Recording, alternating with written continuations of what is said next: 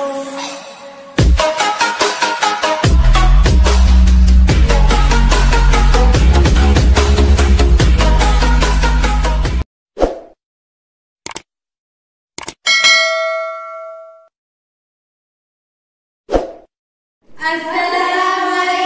warahmatullahi wabarakatuh. Perkenalkan, nama saya Ulfatul Ikhwan. Nama saya Siti Nurlaili Syafa. Nama saya Hasan Antun. Nama saya Kamiliatus Solihin. Nama saya Nurjihan Sulala. Nama saya Aminda Setiasi. Kami dari kelas 11D IPS SMA Nazatul ingin mempresentasikan PowerPoint tentang penjajahan pemerintahan Belanda dari bimbingan Ibu Relin Furaida.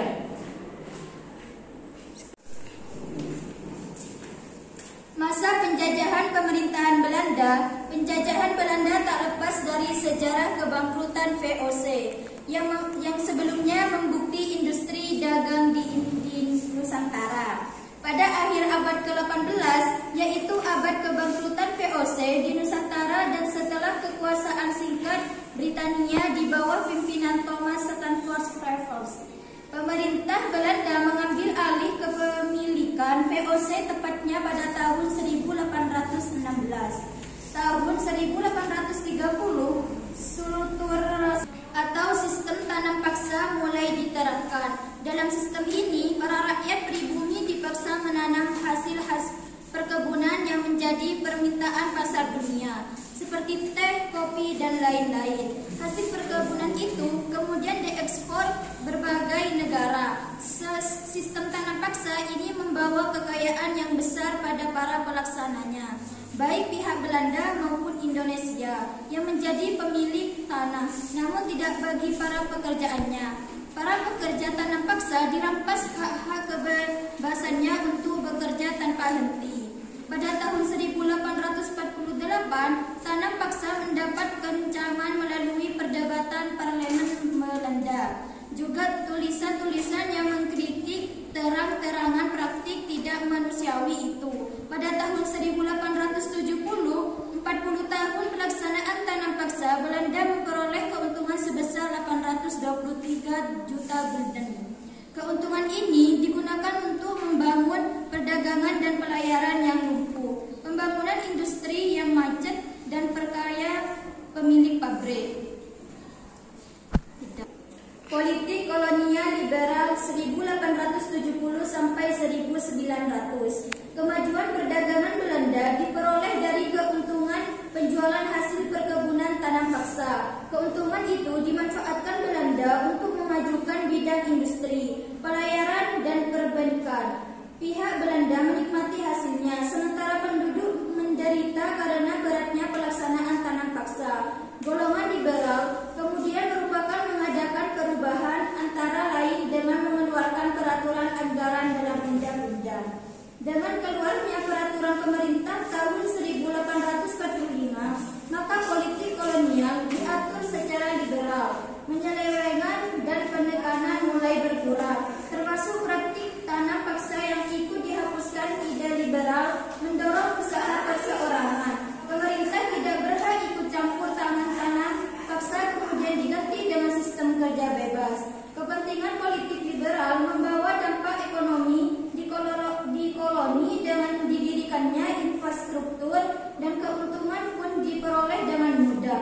Dengan dikeluarkannya Undang-Undang Agraria tahun 1870, maka politik liberal diberlakukan untuk undang-undang ini pada dasarnya melarang penjualan tanah kepada orang asing. Tetap mereka hanya diperkenankan penyewaan dalam waktu 75 tahun.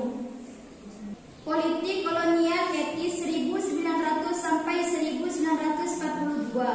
Van de Venter, seorang tokoh liberal Belanda, mengatakan bahwa Indonesia telah berjasa membantu pemerintah Belanda memulihkan keuangannya. Dalam majalah De Guild Terbaikan Belanda, Van de Venter menyebut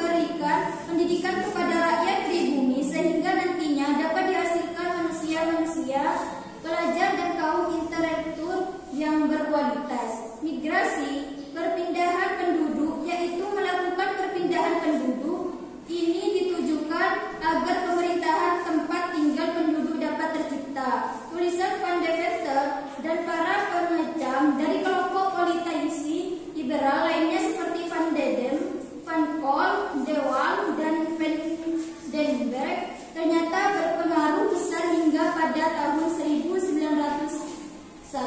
Ratu Wilhelmina mengumumkan pernyataan bahwa diperlukan suatu penyelidikan terhadap kesejahteraan rakyat pribumi di atas kepentingan yang lain. Ia juga menjadi penentang kemiskinan akibat tanah paksa yang terjadi di Jawa. Penerapan politik etis.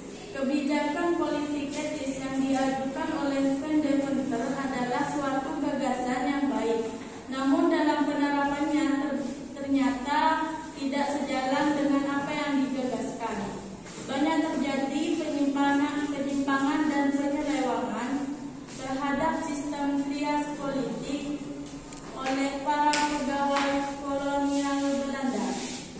Bentuk penyimpangan dan penyelewengan tersebut antara lain: 1. Irigasi oleh para pegawai kolonial Belanda. Sistem irigasi yang tidak diberlakukan secara adil dan merata. Irigasi yang seharusnya ditujukan untuk penduduk malah dialirkan ke tanah yang subur saja dan sebatas untuk perkebunan milik Belanda. Sementara itu, tanah penduduk tidak mendapat pengarahan. Edukasi. Pemerintah Belanda membangun sekolah, namun bukan untuk meningkatkan kesejahteraan penduduk. Tujuan sebenarnya adalah untuk mendapatkan keuntungan sendiri. Sekolah yang telah didirikannya hanya diutamakan bagi anak-anak pegawai pemerintahan dan orang-orang yang berasal dari golongan beranda. Di sini terjadi diskriminasi pendidikan. 3. Migrasi. Migrasi penduduk di daerah luar Jawa yang masih jarang penduduknya hanya dilakukan ke daerah perkebunan swasta yang dimiliki Belanda. Ini bertujuan agar penduduk yang bermigrasi ini dapat menjadi pekerja perkebunan tersebut. Perkembangan kolonialisme Inggris di Indonesia pada tahun 1811 sampai 1816. Inggris atau negara dengan julukan The Black Country banyak sekali industri, merupakan salah satu negara yang pernah menjajah di Indonesia, Nusantara saat itu. Sebuah pendudukan atau penjajahan yang dilakukan oleh sebuah kekuatan besar suatu negara terhadap negara atau daerah lain tentu memiliki sebab atau latar belakangnya.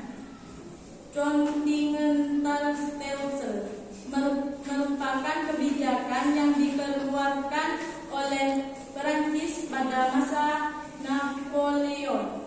Kebijakan tersebut dikeluarkan untuk memblokir perdagangan Inggris di Eropa. Kebijakan diterapkan pada tahun 1806. Pada saat itu, Inggris merupakan negara industri yang sedang berkembang pesat sehingga membutuhkan daerah pemasaran yang luas. Dari kebijakan tersebut, Inggris menjadikan India dan Indonesia sebagai daerah tempat pemasaran barang-barang hasil industri. Penyerbuan Inggris di Pulau Jawa. Pada saat Belanda menguasai Nusantara, tepatnya pada masa pemerintahan Daendels, Inggris menyerbu Pulau Jawa. Daendels kemudian dipanggil kembali ke Belanda.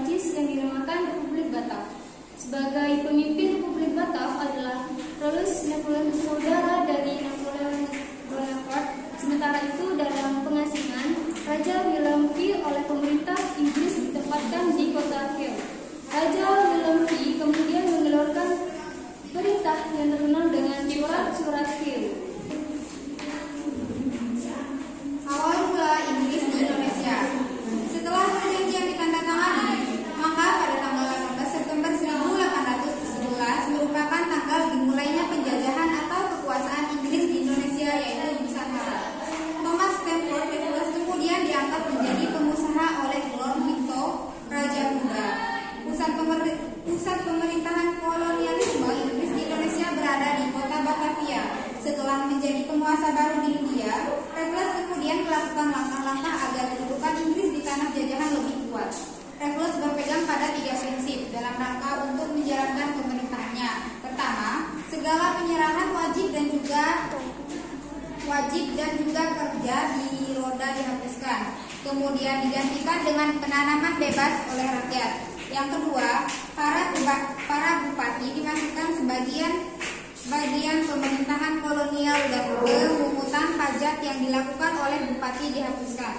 Yang ketiga, dalam kegiatan penanaman bebas, tanah merupakan milik pemerintah dan rakyat atau petani penggarap dianggap sebagai penyewa tanah.